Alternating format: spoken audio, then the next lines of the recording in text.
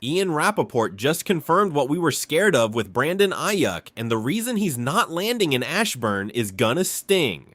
Laramie Tunsil tore his triceps and he's headed straight to surgery. Question is whether Jaden Daniels is playing this whole season without his blind side. And with Marcus Mariota banged up, Sam Hartman and Athan Kaliakmanis are battling for that QB2 spot. One of them's gonna have to hold this team down if Daniels goes out. Raise hail. Let's talk about Brandon Ayuk. And I want to start by being honest with you. This isn't the trade or signing story I usually love opening a video with. This one's heavier than that. So we're going to deserves, but also with the same clarity you come here looking for. Let's quickly run through how we got here, so we're all standing in the same place. Ayuk signed a 4-year, $120 million extension with San Francisco in August 2024. He played just 7 games that season before tearing his right ACL, MCL, and meniscus in Week 7 against the Chiefs. He hasn't stepped on an NFL field since that day. Last year, he stopped showing up for his rehab sessions, and the 49ers, in response, voided roughly $27 million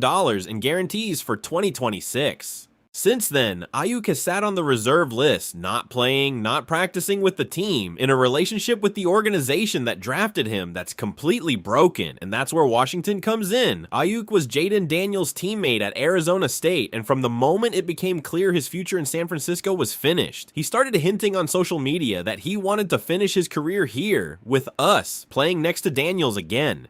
It even came out that he bought a $10 million property in Loudoun County, minutes from the Commanders' practice facility. RAPOPORT of NFL Network reported back in April that Washington had, quote, significant interest, but that they'd rather wait for the 49ers to release him instead of offering anything in a trade. That was the starting point of all of this, but the situation started rotting fast. In June, he got hit with an arrest warrant for a minor traffic violation after Ayuk posted a video driving over 100 miles an hour near the 49ers stadium. He started posting increasingly erratic stuff, insulting San Francisco, his own former agent, the NFLPA, and at some point he even took an indirect shot at Jaden Daniels himself, the very guy who was supposed to be his ticket out to Washington.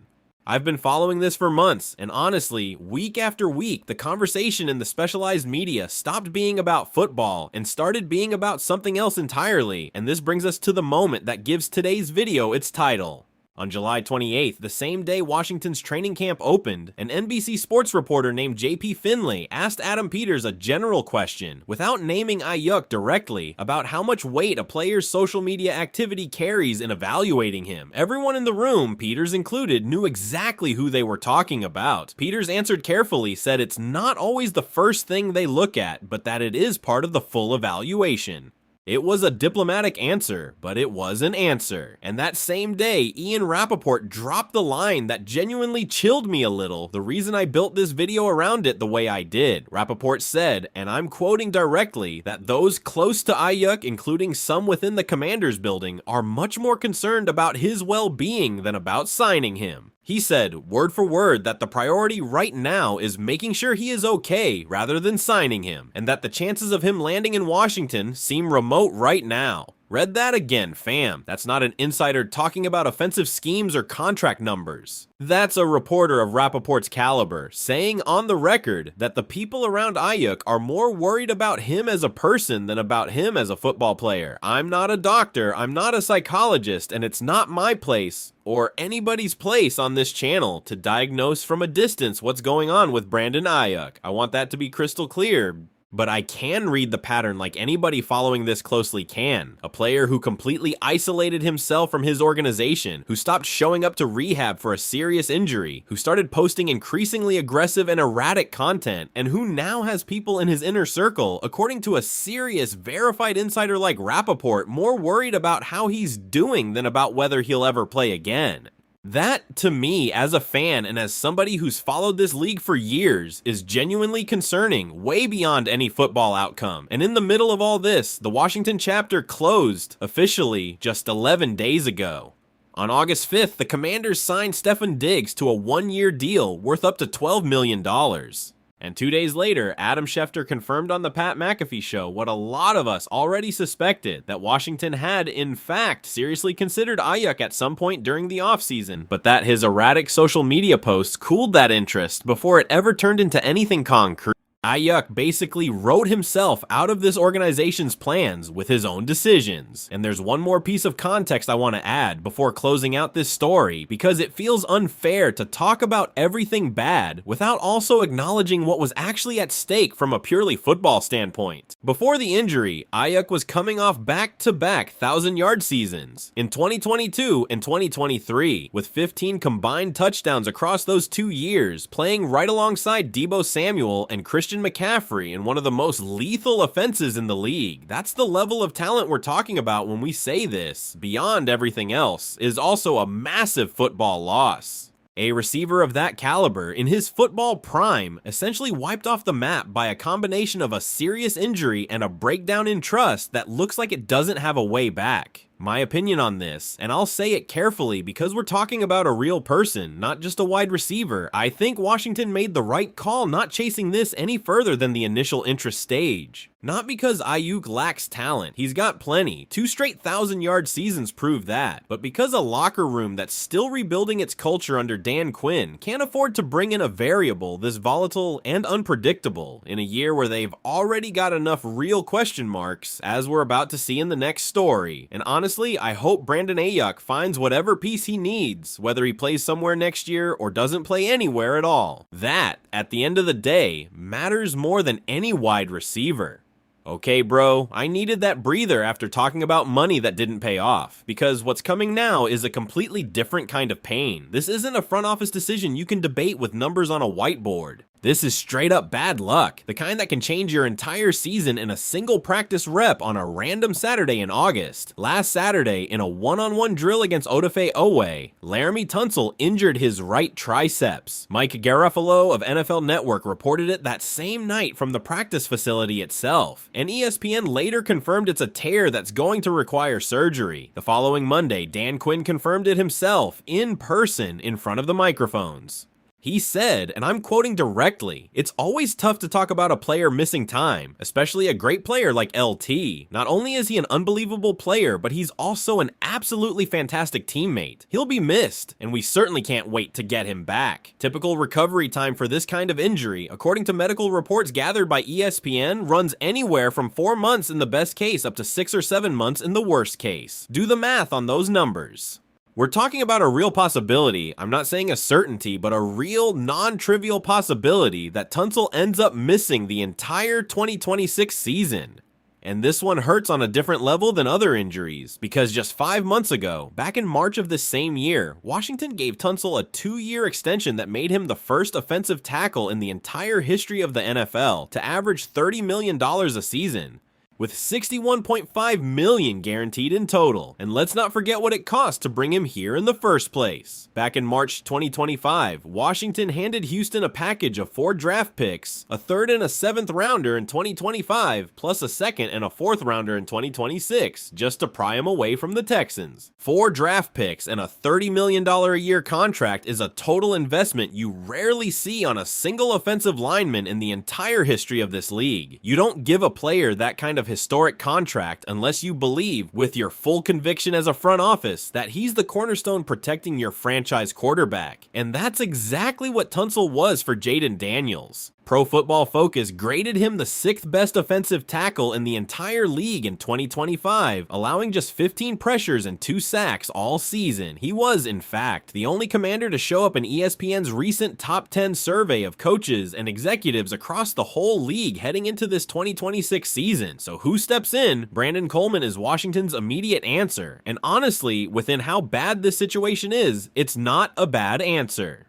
Coleman started 12 games at left tackle as a rookie back in 2024 and played 3 more games right there last season in a short stretch when Tunsil was also out. Dan Quinn was direct talking about this. He said Coleman has played a lot of winning football here at left tackle, and we know he's ready for it. Coleman himself came out with a line that honestly I liked a lot. He said, "There's only one Laremy Tunsil in my opinion. The best tackle in the league." That kind of humility, combined with the public confidence the coaching staff is showing him, gives me some real hope, not fake hope. But let's be honest with each other here, fam. There's a massive difference between playing well in short 2 or 3 game fill-ins and holding up at an all-pro level for 15, 16, 17 straight weeks against the best edge rushers in the entire conference. That's a whole different category of demand, and we still don't know if Coleman can live there on a sustained basis. And here's what really worries me, beyond the specific name on the jersey. Washington already lived through this movie, and they lived it just last year. The 2025 season fell apart precisely because of a pileup of injuries right after closing out 2024 with a 12-5 record that ended in the conference championship against Philadelphia. Jaden Daniels missed 10 games to injury last year. 10 games from his own franchise quarterback, and now, before the 2026 regular season has even kicked off, they've already lost their star left tackle for probably most of the coming year. The question I keep asking myself, and I'm asking you too in the comments, is whether this organization has the real structural depth, not the Excel spreadsheet kind, the on-field kind, to absorb a hit this size without the whole season wobbling again like it did last year. There's one small detail in all this that actually gives me some peace of mind, and I want to mention it because it wouldn't be fair not to. All offseason, there was talk about TUNSIL taking Josh Connerly, the right tackle, under his wing, having him train with him during the most intense summer work. Connerly showed up to this training camp visibly different, stronger, more mature in his technique. If there's one good thing that came out of these months of mentorship, it's that at least on the other side of the line, at right tackle, there's zero doubt installed. The real problem, the real question mark, sits specifically on the left side, with Coleman. Dan Quinn said the team, for now, isn't in the market for an outside left tackle in free agency, that they'd rather not run a rotation with too many last-minute changes, and instead trust internal development with Josh Connerly on one side and Coleman on the other. I get the continuity logic completely. I respect it as a coaching philosophy, but if Coleman shows real cracks against regular season level pass rush in September, that stance is going to need a fast review, and I really hope Adam Peters doesn't wait too long to react if that happens, because blindside protection isn't a spot where you can afford to improvise for too many weeks in a row. And to wrap things up, bro, something that started as a footnote 48 hours ago and suddenly turned into a real story. I actually want to tell you, right, this past Friday in the preseason game against Miami, just 4 plays into the game, Marcus Mariota suffered a non-contact injury and walked off the field under his own power toward the medical tent. Adam Schefter of ESPN confirmed hours later that it's a sprained medial collateral ligament, the MCL, in his right knee. The good news, and I want to say this clearly because I'm not trying to spread panic where it doesn't belong, is that Dan Quinn sounded optimistic that Mariota will be available for week 1 of the regular season. He's only going to miss the rest of the preseason, nothing more serious than that, based on everything reported so far. But here's the angle that genuinely interests me, because it says a lot about exactly where this franchise stands at the backup quarterback position. With Mariota out of the picture, the only 2 quarterbacks Washington has left on the active roster are Sam Hartman and rookie Athan Kaliakmanis. Dan Quinn said it flat out to the media. This is going to allow more reps over the next couple weeks for Sam and for Athan in that spot. Translated into football speak, fam. The remaining preseason against Detroit and against Baltimore just turned into the most important audition of these 2 guys' careers to date. Out of nowhere. Hartman signed as an undrafted free agent back in 2024, so at least he already knows the whole system, knows Ashburn, knows the coaches and the playbook by heart. Last preseason, he finished 25 of 46 passing for 207 total yards and 4 interceptions, and got cut from the roster, though they brought him back to the practice squad afterward. That stat isn't small at all, fam. 4 interceptions in just 3 preseason games isn't exactly a reassuring resume for anybody watching from the outside. Kaliakmanis on the other side of this battle is the total rookie, the complete unknown, and these next 2 games are literally his first real sample in front of the full coaching staff, and in front of us, the fans evaluating from here. And for some historical context here, because I think it helps put the real size of this problem into perspective, Mariota, when he had to step in for Daniels last year, ended up starting 8 full games, going 2-6 in those starts, completing 61% of his passes for 1,695 yards, 10 touchdowns, and 7 interceptions. That wasn't a total disaster, but it also wasn't proof that the drop-off from Daniels to his backup was small. And now we're talking about a whole step further down the ladder, going from Mariota, a former top 5 draft pick with over 100 games of league experience, to an undrafted free agent or a 7th round rookie with 0 official NFL snaps to his name. That drop is way steeper, and it's exactly the kind of scenario no team with real playoff aspirations wants to have to face. And that brings me straight to the uncomfortable question almost nobody is asking out loud yet. Does this organization truly trust deep down that one of these two guys can hold the whole team together if, God forbid, Jaden Daniels gets hurt at some point this season the way it happened last year? Because right now, the official answer seems to be yes. They're going with what's already in the building. Dan Quinn said explicitly that they're not, for the moment, in the market looking to bring in another quarterback from outside. Honestly, I'm not 100% comfortable with that stance. And I'll tell you straight, no sugarcoating it. After a 2025 season that got wrecked in large part by injuries piling up at key roster spots, leaving the entire depth behind Jaden Daniels in the hands of an undrafted free agent with a recent history of interceptions and a rookie with 0 real game action so far, that feels like a risk this organization, with the ambitions it has for 2026, can't afford to take lightly. I hope I'm wrong on this one, and that one of these two shows up over the next 2 weeks and puts any doubt to rest once and for all. And that's a wrap on today's video, fam. Look, I know we started by talking about money that didn't pay off, kept going with an injury that could cost our best tackle the entire season, and closed out with a backup quarterback spot that honestly raises more questions than it answers. It was not in any way a light news day, but here's the part I don't want lost in the middle of all this, and I'm telling you this as a fan too. This roster still has, today, the highest ceiling Washington has had in over 20 years. Jaden Daniels is still Jaden Daniels, with or without these complications around him. Terry McLaurin and Stephon Diggs sharing the same receiver room is still a real threat to any secondary in this league.